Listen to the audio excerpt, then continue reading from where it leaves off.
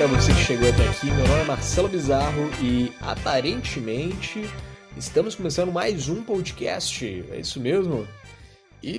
Cara, se você já me acompanha no site ou nas redes sociais, já sabe que sim, a ideia maluca deu certo e eu acabei de ter a minha primeira semana de trabalho no meu novo emprego. Eu tô muito feliz.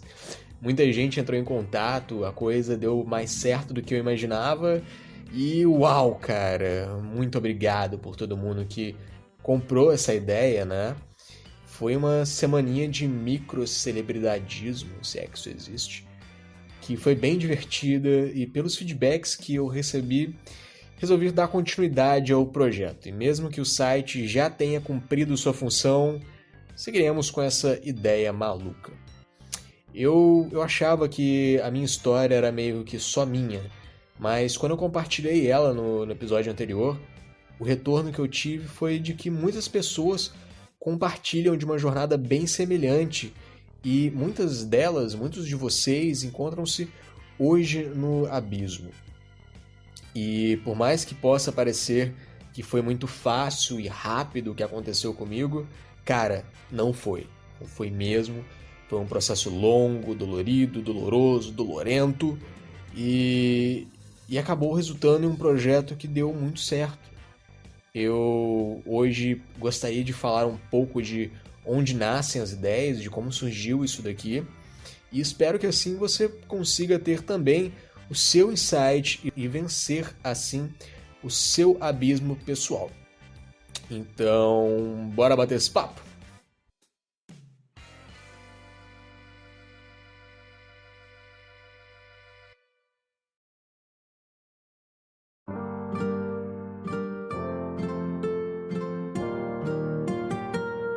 Tudo começou em março de 2018. Eu estava num processo seletivo para uma startup em Curitiba, fiz os testes, uma entrevista prévia por telefone e fui chamado para a dinâmica do programa de estágio anual deles. Cara, o escritório era incrível, todo de vidro, sabe, open de energético para quem quiser pegar. Tinha até cachorro no escritório, isso daí que eu já acho uma ideia bem estranha, mas qualquer dia a gente conversa sobre. Mas enfim, era uma startup de fato. E eu estava lá. E cara, foi a pior experiência de processo seletivo de toda a minha vida. O intuito não era esse, mas foi extremamente humilhante para mim. Durante várias vezes ao longo do dia, da dinâmica, os membros da empresa questionavam sobre quem você contrataria e quem você não contrataria. E quase que unanimamente os candidatos diziam que eu não deveria ser contratado. E o motivo repetido e repetido várias vezes foi porque eu trabalhava com obras e não tinha o perfil para estar ali. Eu quero lembrar que a vaga era de estágio e eu era um dos únicos ali que já havia trabalhado antes entre os candidatos. Era uma maldita de uma vaga de estágio que pagava uma merreca para trabalhar num escritório bonito pra caramba. E tudo que eu queria era conseguir aquela vaguinha para começar o meu caminho e trilhar a minha mudança na área. Começar por baixo, sabe? Mas algumas pessoas foram bem agressivas, dizendo que meu lugar não era ali, sabe? Meu lugar era trabalhar com peão e não aquele mercado. E foi bem, bem duro, assim. No final do dia, os recrutadores me perguntaram o que eu achava de ter recebido tanta rejeição e mesmo assim ter eliminado os outros concorrentes ao longo do dia. Cara, eu estava exausto, sério. Estava saturado daquela situação e respondi algo que eu achava que startups eram empresas disruptivas, mas tudo que eu tinha visto ali foi gente que não acreditava em mudança e o que eu sentia cada vez menos vontade de fazer parte daquela empresa. A líder da RH, naquele momento, tomou a palavra e disse que os candidatos não compartilhavam da mesma visão que os membros da empresa e blá, blá, blá, blá, blá, blá, blá, mas de fato compartilhavam sim. Claramente a rejeição não era só dos meus concorrentes. Muitas pessoas da empresa compartilhavam também daquele mesmo fit. Cara, por incrível que pareça, eu passei naquela fase. E eu fui para a entrevista com os gestores, e foi meio que porque eu já estava ali, então vamos que vamos, sabe? Com os gestores, alguns estavam interessados, mas alguns estavam bem desinteressados mesmo. E eu também não estava lá com tanta vontade assim de trabalhar com aquele tipo de gente, sabe? Então foi uma entrevista bem morna, quase fria. Eu fui para casa e alguns dias depois me arrependi bastante de ter agido daquele jeito. Eu, sabe, talvez eu devesse mostrar para eles, não que eu precisasse de mostrar para eles, mas eu queria provar que pessoas mudam, sabe? Só que a entrevista já havia acabado, né? Eu já tinha feito a entrevista final e agora eu estava naquele período aguardando a resposta final. Então, o que fazer para mudar aquela minha entrevista horrível que eu fiz? Foi aí que surgiu a primeira ideia e que deu origem ao site. Eu criei uma apresentação de slides com o nome de 10 motivos pelos quais aquela empresa deveria me contratar. Eram 10 slides contando. Fiz, enviei para o RH e recebi um não. Alguns meses depois eu fiz o processo em São Paulo para uma das melhores empresas para se trabalhar no Brasil. E foi incrível, foi muito da hora. Foi um dia de completa imersão e dessa vez as pessoas me recebiam absurdamente diferente. No final do dia, resolvemos um case e foi só elogios. No dia seguinte, o pessoal do RH me encaminhou para a gestora de uma das áreas que a empresa estava abrindo e lá fui eu. E vale lembrar que também era uma vaga de estágio. Quando eu iniciei a conversa, ela já disse que já havia olhado meu currículo antes e que não achava que eu servia para a vaga. Foi simplesmente assim. Eu iniciei a entrevista já sabendo que eu não ia passar. Foi uma conversa muito rápida, de 5, 10 minutos, onde basicamente ela me disse o quanto eu não servia para trabalhar naquela área. Eu percebi que o RH daquela empresa não fazia a menor ideia do perfil esperado pelos gestores das diferentes áreas que eles atuavam. E eu peguei aqueles slides que eu havia feito lá atrás, remontei direcionando para uma área específica que eu gostaria de trabalhar dentro daquela empresa, enviei. E eles adoraram a iniciativa, mas, de novo, eu recebi um não. Eu sabia que havia potencial naqueles slides. Talvez se eu trabalhasse melhor aquela ideia, não sei. Quando foi mais ou menos no final de 2018, eu fui chamado para a etapa presencial de uma das maiores empresas de consultoria do mundo e eu sabia que se eu quisesse passar eu precisava de acertar a mira daqueles slides. Então foi aí que eu criei o meu primeiro site voltado para essa ideia. Era o www.10motivospelos.quais a empresa X deveria me contratar.com. E aparentemente eu gosto bastante de nomes óbvios. No momento da minha apresentação, pessoal, eu falei do site de um jeito bem humorado e o pessoal gostou, mas eu estava monitorando os acessos e apenas 2 pessoas entraram nele. E ficaram menos de 1 minuto, então nem sequer tentaram ler. Era um dia muito corrido. Como que eles iriam ter tempo de acessar o site de um candidato em meio a tantos outros? Resultado, mais um não. Em janeiro de 2019, então lá estava eu, em mais um processo de mais uma das maiores empresas do mundo, de consultoria também. E dessa vez eu entendi que se eu quisesse mostrar o meu site, eu precisava de apresentá-lo antes da etapa presencial. Então, eu comecei a desenhar a ideia. Dessa vez, um pouquinho mais de elementos além da lista de 10 motivos. E aconteceu uma coisa bem curiosa na hora de registrar o domínio. Eu estava pesquisando um nome para poder colocar no título e vi que aquela empresa, que tinha mais de 100 anos de história e mais de 200 mil funcionários no mundo, que a principal porta de entrada deles era o processo de trainee pelo qual eu estava participando, nunca havia registrado o nome de trainee para aquela marca.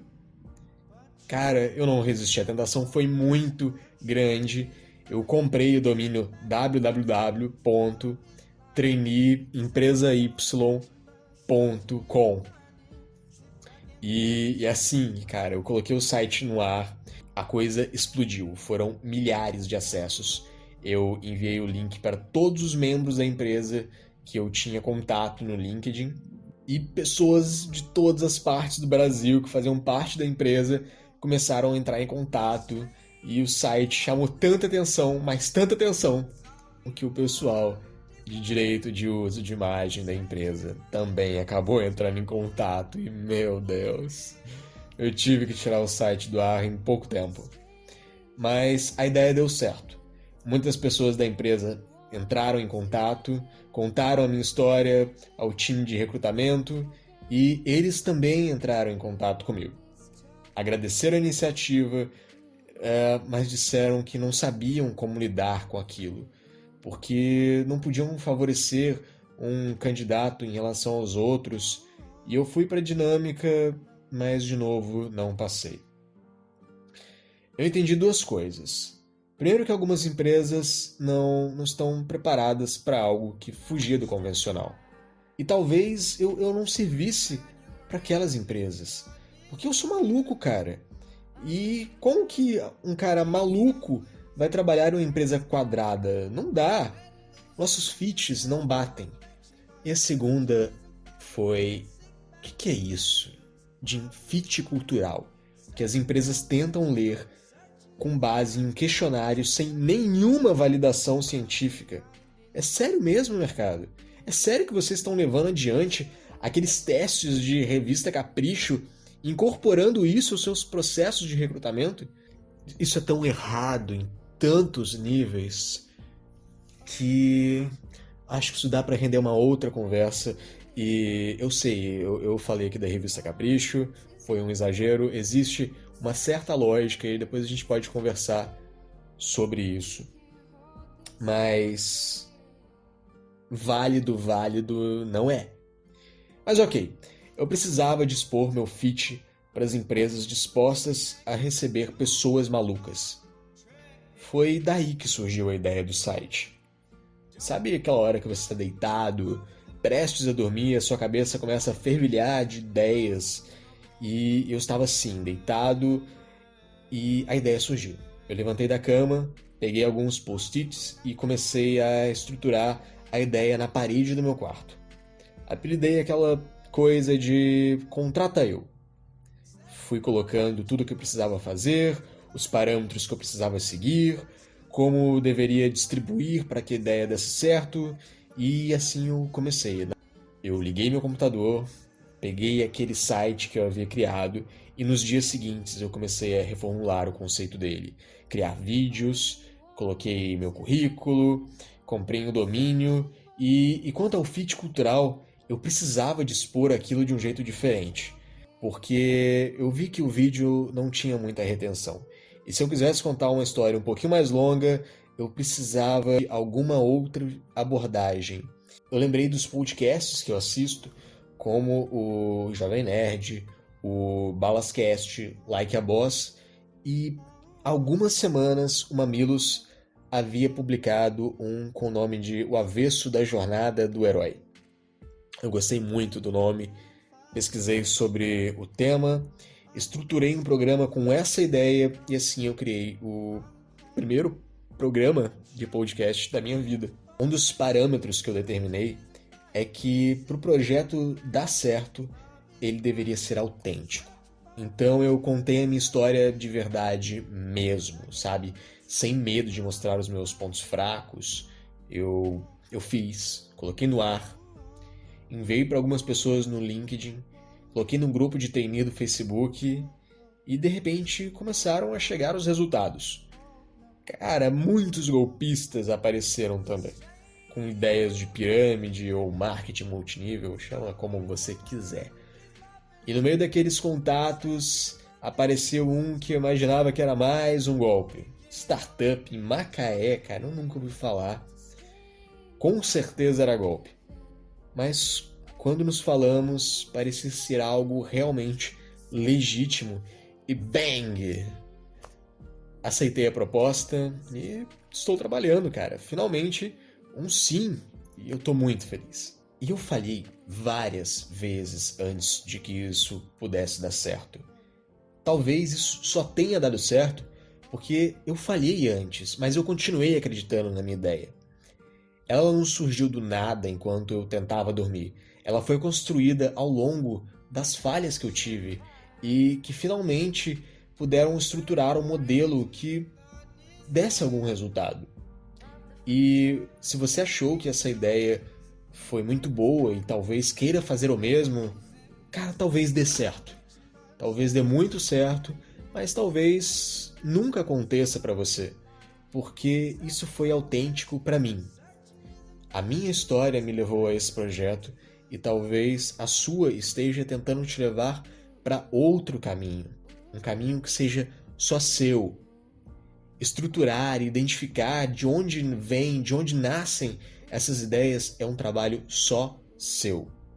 E eu espero mesmo que se você encontra-se hoje no abismo, esse insight possa te ajudar a construir o teu retorno.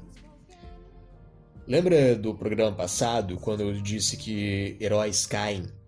Então, existem duas etapas que separam o abismo do retorno. São duas etapas muito pessoais. Você precisa se preparar, ficar mais forte do que nunca para poder se transformar, mas só isso não basta. Você precisa de agir, você precisa de se destruir e de se reconstruir, e um insight só vai acontecer se você permitir a falha. Não tenha medo, cara. Dói, dói, dói. Dói, mas passa. Eu torço para você que está me ouvindo aí, encontre o teu caminho. E se quiser falar comigo, eu estou aqui para conversar. Meu e-mail continua o mesmo, é o marcelobizarro.eng@gmail.com. E você também pode conversar comigo pelo Instagram, no @marcelobiza, B-I-Z-A. E eu queria mandar um abraço aqui muito especial para 4 pessoas que foram super legais comigo. Márcio Balas, do Balascast, cara, que cara incrível. Me deu maior força desde que eu coloquei o site no ar. Tudo que eu queria dizer é, Márcio, muito obrigado pela carona.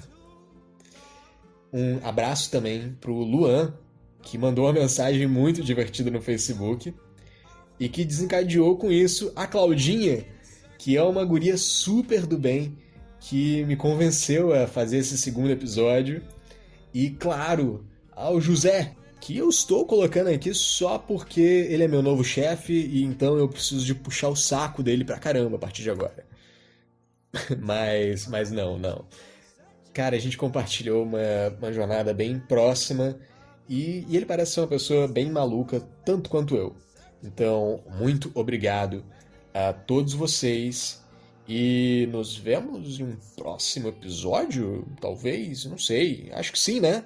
Então, até uma próxima vez e muito obrigado por ter me ouvido até aqui. Eu sou o Marcelo Bizarro e esse episódio foi sobre o nascimento de uma ideia.